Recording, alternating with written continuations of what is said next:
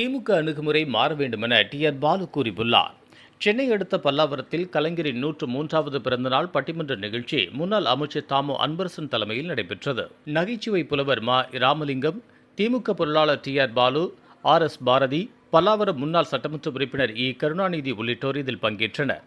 அப்போது திமுகவினர் முன்பாக பேசிய டி.ஆர். பாலு, திமுக தோல்வி எதனால் ஏற்பட்டது என தெரியவில்லை, அதற்கான காரணத்தை தேடுவதும் வேண்டாம், மலைப்பாம்புக்கு மகிடி உதவும் வேண்டாம், அணுகுமுறையை மாற்றிக்கொண்டால் மீண்டும் திமுக ஆட்சி அமையும் என்றார். அதனைத் தொடர்ந்து பேசிய திமுக அமைப்பு செயலாளர் R.S. பாரதி, நெஞ்சில் குத்தியவர்களை மறக்கலாம், ஆனால் முதுகில் குத்தியவர்களை ஒருபோது மறக்க முடியாது என திமுகவிற்கு துரோகம் இழைத்த கூட்டணி கட்சியினரை குறை கூறி பேசினார்.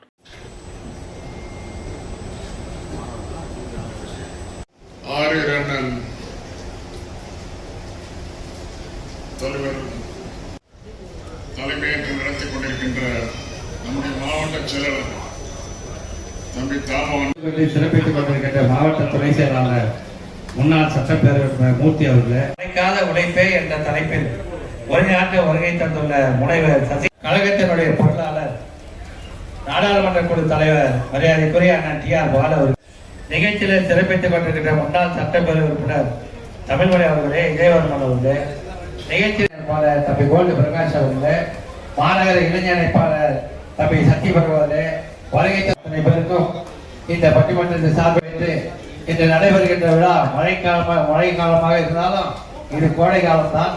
ஆனால் விதமாக R.S. பாரதி அவர்களே, மாவட்ட துணை செயலாளர் தம்பி கருணா அவர்களே,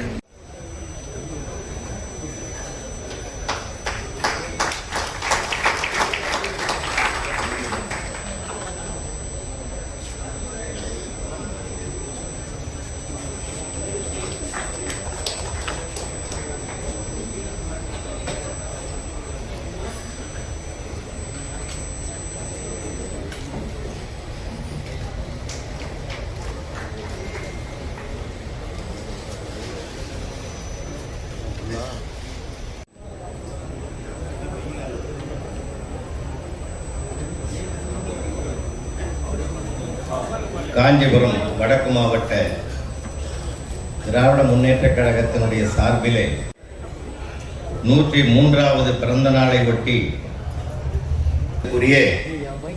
மூத்த பெருமகனார், கழக அமைப்பு செயலாளர், மேலாள் பாராளுமன்ற உறுப்பினர் ஐயா, கழக பொருளாளர், கழக மக்களவை குழு தலைவர், பாராளுமன்ற உறுப்பினர் மாண்புமை ஐயா அவர்களையும் எங்கள் பட்டிமன்ற குழுவின் சார்பாக வணங்கி, மற்றும் இந்த நிர்வாக கழக அமைப்பிலே தங்களை கருத்துக் கொண்டிருக்கக்கூடிய அத்தனை செயல் வீரர்களுக்கும் எங்களுடைய குழுவின் சார்பாக, ஒரு கட்டமைப்பு அசையாத ஒரே அமைப்பு என்றால் அது திமுக அமைப்பு தான் என்பதை மறந்துவிடாது.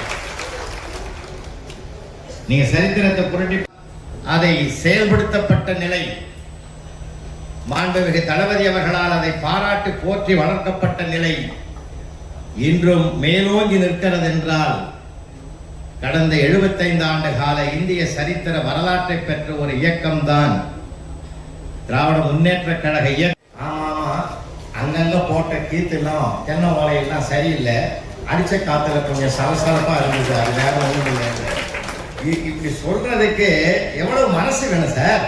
ஐயோ, இந்த மாதிரி கேள்வி கேட்டாலே இன்னும் பதில் சொல்ல தெளிவான பாதையில் பயணிக்கிறது என்ற எண்ணை நான் நம்புகிற போதுதான் அது சாத்தியமானது. அது அவரிடத்துல எப்பயுமே இருந்தது சார். அதனால்தான் நான் மீண்டும் சொல்றேன், எதுக்கும் தோழ வேணாம். நிறைய அனுபவங்கள்லாம் நான் புத்தகங்கள்லாம் எழுதியிருக்கேன். ஒரு பையன் எழுதியிருந்தான் சார், எப்பயுமே பெண் பிள்ளைக்கும் ஆண் பிள்ளைக்கும் வித்தியாசம் இருக்குது. ஒரு பொம்பளை பிள்ளைங்க நம்ம தாய்மார் வந்திருக்காங்க.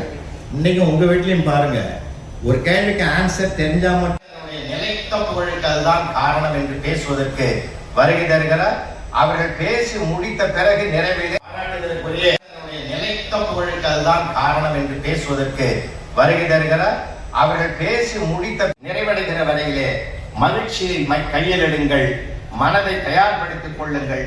அந்த மனம்தான் நமக்கு அத்தனை வெற்றிகளுக்கும் சிகரத்தை தொடுவதற்கு காரணம் என்று சொல்லி இப்பொழுது அவரை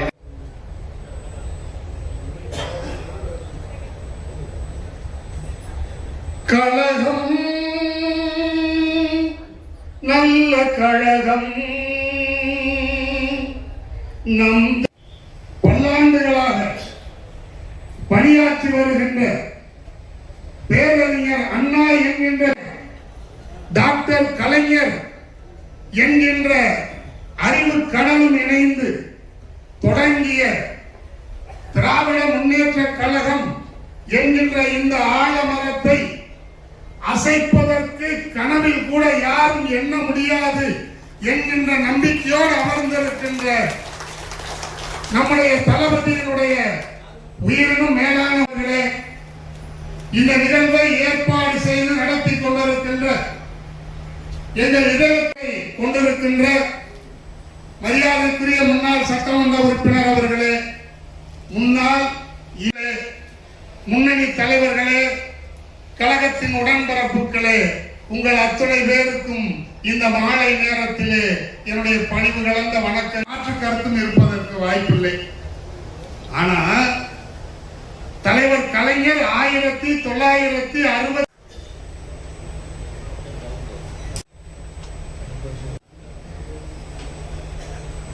நம்முடைய துரைபாண்டி அவர்கள் பாடல் கருத்து ஒரு ஈடுபாட்டோடு அந்த நல்லா அழகா சொல்லியிருக்கார். கை ரிக்ஷா ஒழித்தது அழகா சொன்னார். சாதனையில் இன்னைக்கும் நார்த் இந்தியாவில் அதை ஒழித்து மனிதனை மனிதன் மதிக்க வேண்டும் என்று கொண்டு வந்தார்.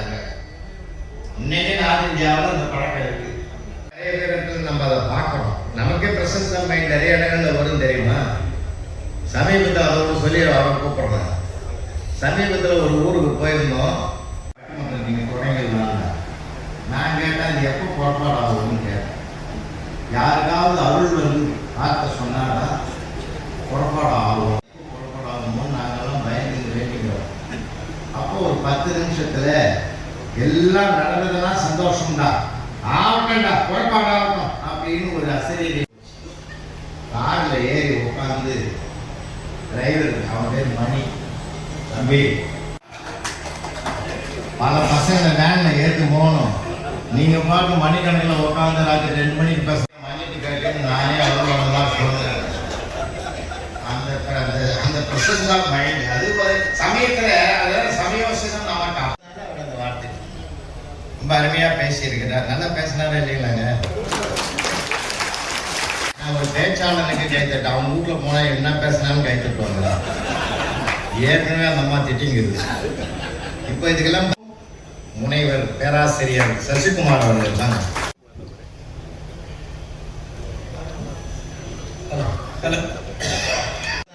வார்த்தை ரொம்ப அருமையா பேசியிருக்கிறார். நல்லா பேசினாரா இல்லைங்களாங்க. கலைஞர் பேசிய வார்த்தை, என்னுடைய மக்கள் பணியை தடை செய்வதற்கு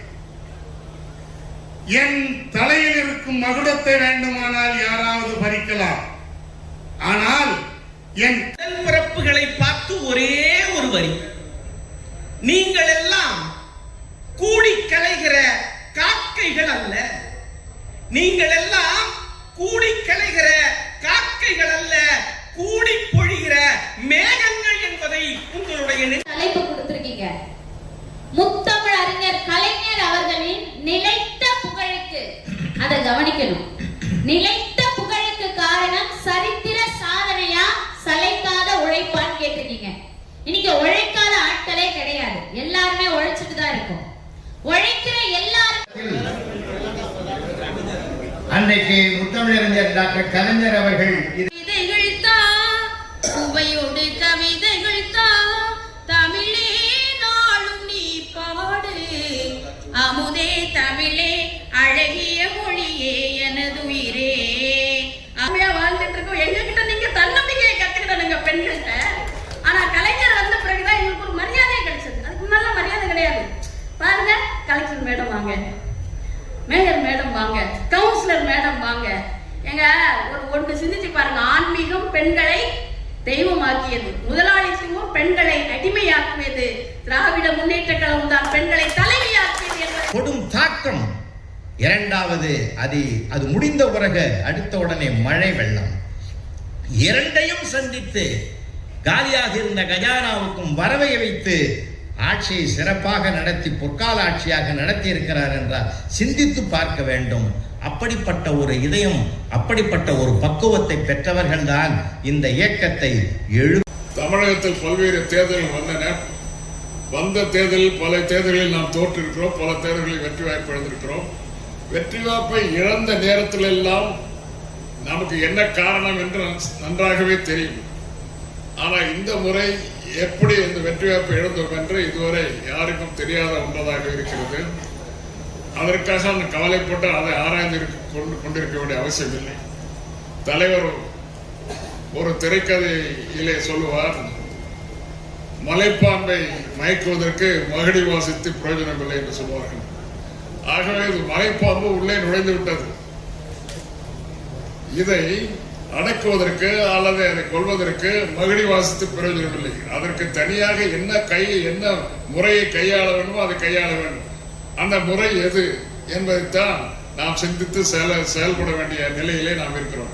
இது தலைவர் கலைஞருடைய பிறந்த நாளாக இருக்கிற காரணத்தினால் அவர் ஒவ்வொரு தேர்தலிலும் முடிவுகள் வருகிற போது வெற்றி பெற்றாலும் தோல்வி அடைந்தாலும் அதை பற்றி கவலைப்படாமல் கட்சி பணியாற்றிய ஒரு தலைவர் தான் நம்முடைய தலைவர் கலைஞர் என்பதை நாம் யாரும் மறந்துவிடக்கூடாது. 1971 யாருமே வெற்றி பெற முடியாத வெற்றியை நாம் பெற்றோம். 234 தொகுதிகளில் 220 தொகுதிகளிலே நம்முடைய கூட்டணி வெற்றி பெற்றது. திமுக மட்டும் 184 தொகுதிகளிலே வெற்றி பெற்றது. அதே போல 91 தேர்தலில் ஒரே ஒரு கலைஞர் மட்டும்தான் வெற்றி பெற்றார். ஆக இந்த இரண்டையும் ஒன்றாக பாவித்து கலைஞர் பணியாற்றியவருடைய விளைவுதான் 96 மிகப்பெரிய வெற்றியை நாம் பெற்றோம். 91 ஒரே இடத்துக்கு சென்ற நாம் அன்றைக்கு முதலமைச்சராக இருந்த ஜெயலலிதாவே 96 தோற்கடித்து காட்டினோம் என்பதெல்லாம் வரலாறு. ஆகவே நாம் யாரும் சோர்வடைய வேண்டிய அவசியமில்லை. கலைஞருடைய வாழ்க்கை வரலாற்றை அவர் எழுதியதை ஒவ்வொரு தேர்தல் முடிவுக்கு பிறகும் உடன்பிறப்புக்கு அவர் எழுதிய கடிதங்களை எல்லாம் நீங்கள் படித்து பார்க்க வேண்டும். அதை படித்து பார்த்து உற்சாகமாக பணியாற்ற வேண்டும். ஆகவே மிக விரைவில் அரசியல் மாற்றங்கள் ஏற்படும். அப்படி ஏற்படுகிற போது இன்றைக்கு திராவிட முன்னேற்ற கழகம் ஒன்றுதான் உறுதியான ஒரு இயக்கம் என்பதை நாம் நிரூபித்துக் கொண்டிருக்கிறோம். ஒரு தேர்தல் முடிவு வந்தவுடன் பல பேர் பலவிதமாக மாறி போகிறார்கள். இது போன்ற உள்ளூர் செய்திகள், மாநில செய்திகள் மற்றும் பயனுள்ள தகவல்களை உடனுக்குடன் தெரிந்து கொள்ள GST ஆன்லைன் மீடியாவை இலவசமாக சப்ஸ்கிரைப் செய்து கொள்ளுங்கள்.